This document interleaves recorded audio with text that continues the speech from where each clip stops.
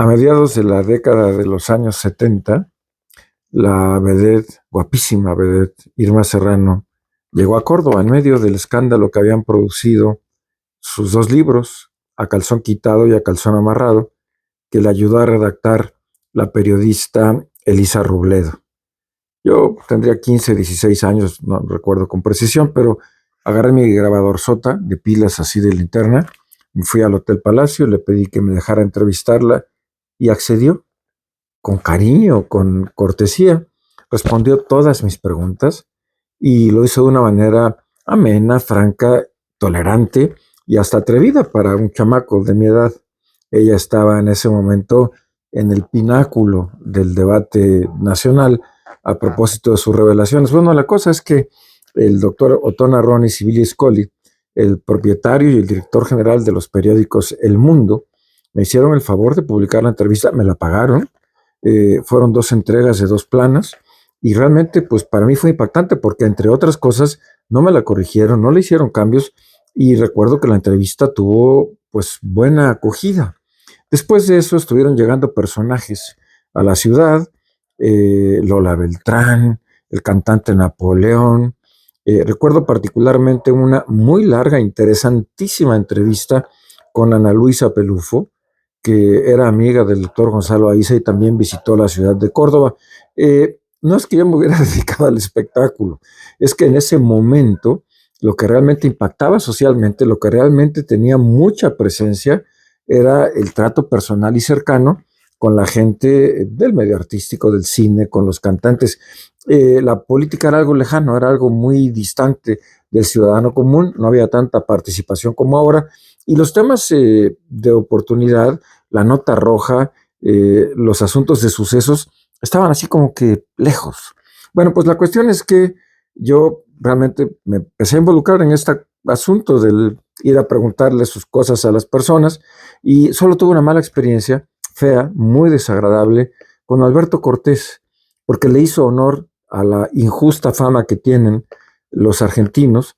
Fue verdaderamente grosero conmigo. Me salí sin entrevistarlo, pero en general fue muy exitoso.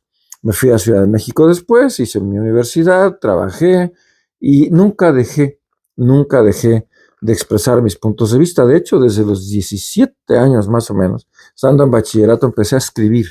Primero en Diario El Mundo, después en El Sol del Centro. En El Sol del Centro, ya como a los 21 años, tuve una columna mucho tiempo, se llamaba Punto de Vista, y allí planteaba yo las ideas de una gente de 21 o 22 años sobre el acontecer nacional.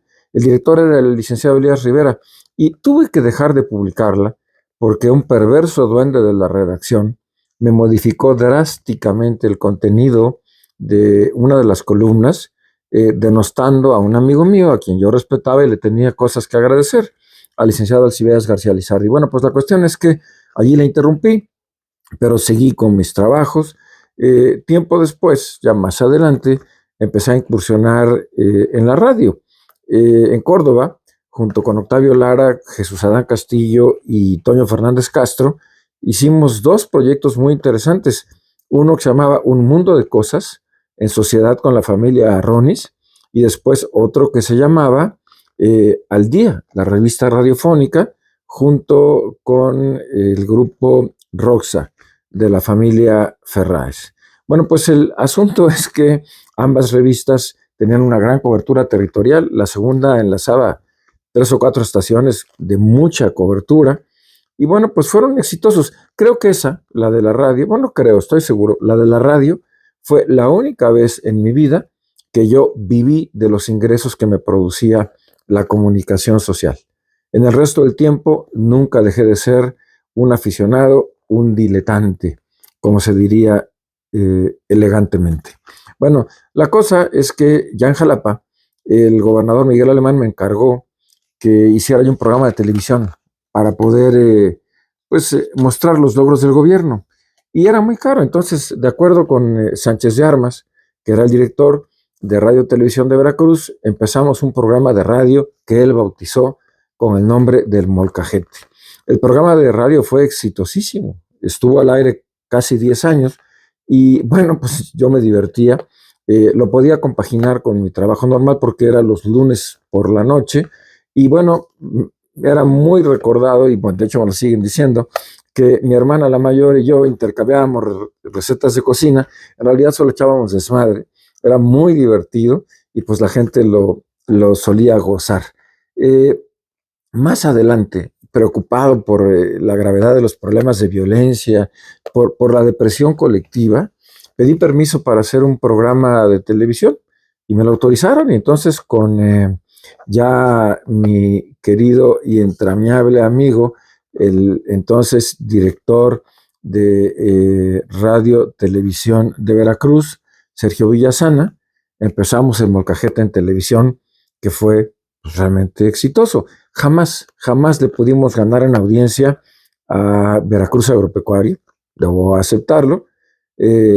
Siempre ha estado en primerísimo lugar, es un gran programa, probablemente el mejor de la televisión veracruzana, pero también es cierto que siempre estuvimos muy por encima, muy por encima de la televisión comercial.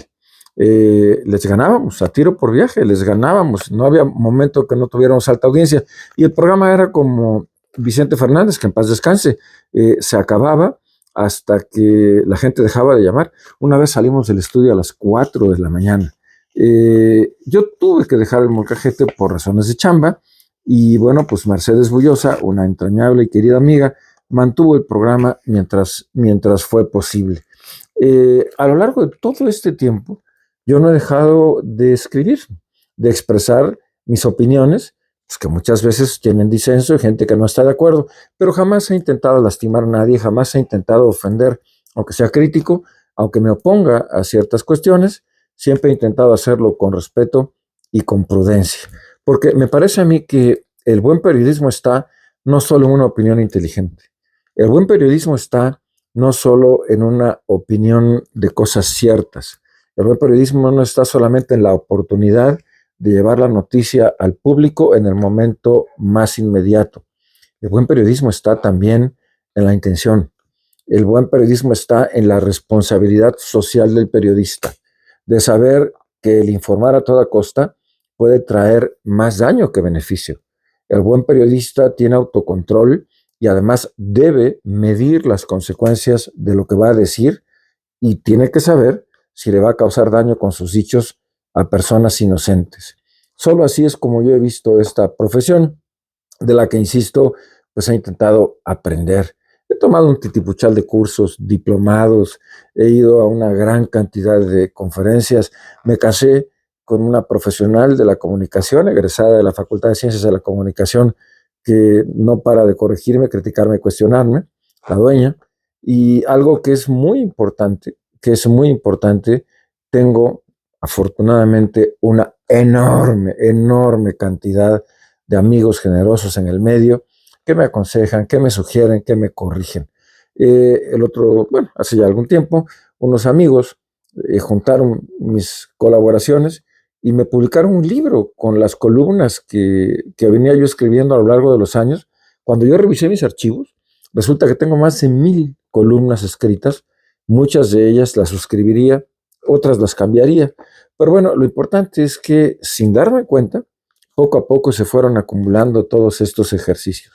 Y de repente una veracruzana excepcional, a quien quiero, a quien tengo tanto que agradecerle y a la que mucho le he aprendido, me dijo que me iba a proponer ante el club Primera Plana de Ciudad de México, es un club nacional, para que me otorgaran el reconocimiento por antigüedad en la comunicación.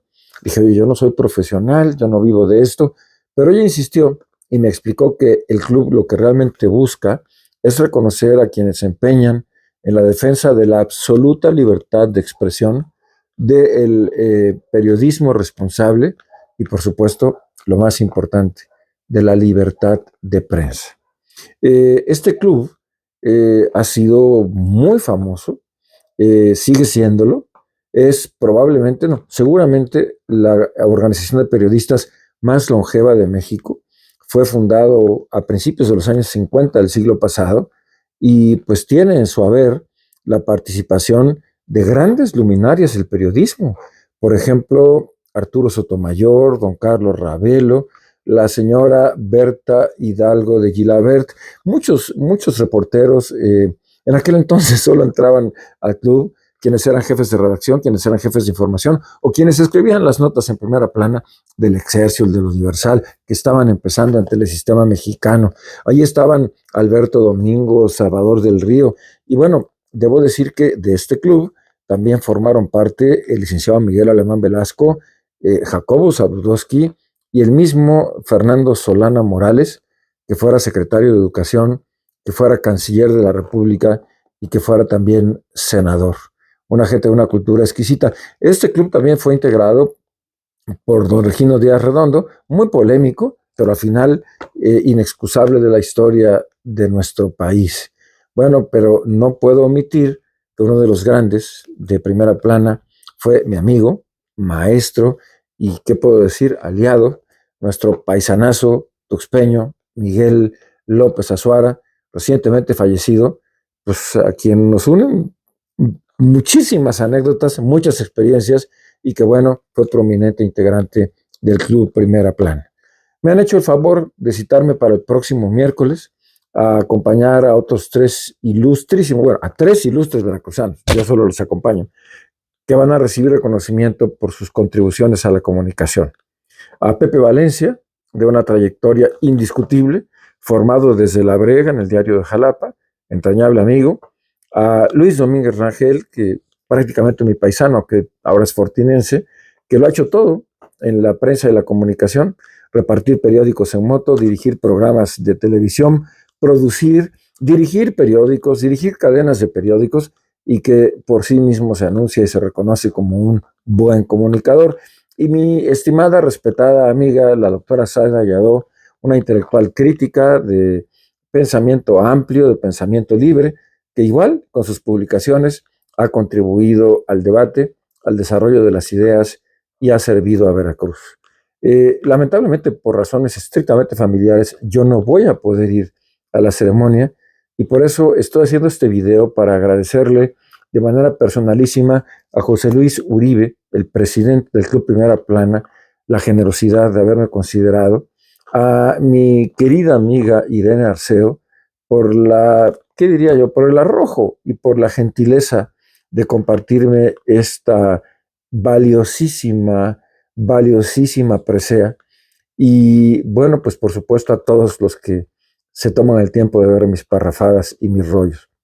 No quiero terminar sin reconocer a los periodistas de a pie, a los que matan porque informan y lo hacen honestamente, a los que reprimen, a los que se ven obligados a aceptar un mendrugo porque no les alcanza. No quiero omitir el hecho de que en la transición digital, en la que tanto las empresas de medios como los propios trabajadores están viviendo la peor de sus crisis, las circunstancias están llevando a una situación de verdadera subsistencia a muchos profesionales del periodismo y tenemos que encontrar rápido fórmulas inteligentes para que no solo permanezca el oficio tan necesario, el de informar, el de analizar, el de opinar, sino que además permanezca con libertad de criterio, con independencia y con objetividad. Cuando se utilizan las necesidades de un comunicador para comprar su pluma, para comprar su opinión, en ese momento se comete la peor, la más terrible de las injurias a la persona y a la sociedad. A los periodistas muertos, a los periodistas que se las están viendo muy negras por el tema económico, a los periodistas reprimidos y cuestionados, a los amenazados desde el poder público, mi solidaridad. Al Club Primera Plana, a su presidente José Luis Uribe Ortega y a mi querida amiga Irene Arceo, muchas, muchas, muchas gracias. Y por supuesto a Pepe, a Luis y a Zaida, la mayor y más grande de las felicitaciones. Con mi cariño y todo mi corazón. Muchas gracias.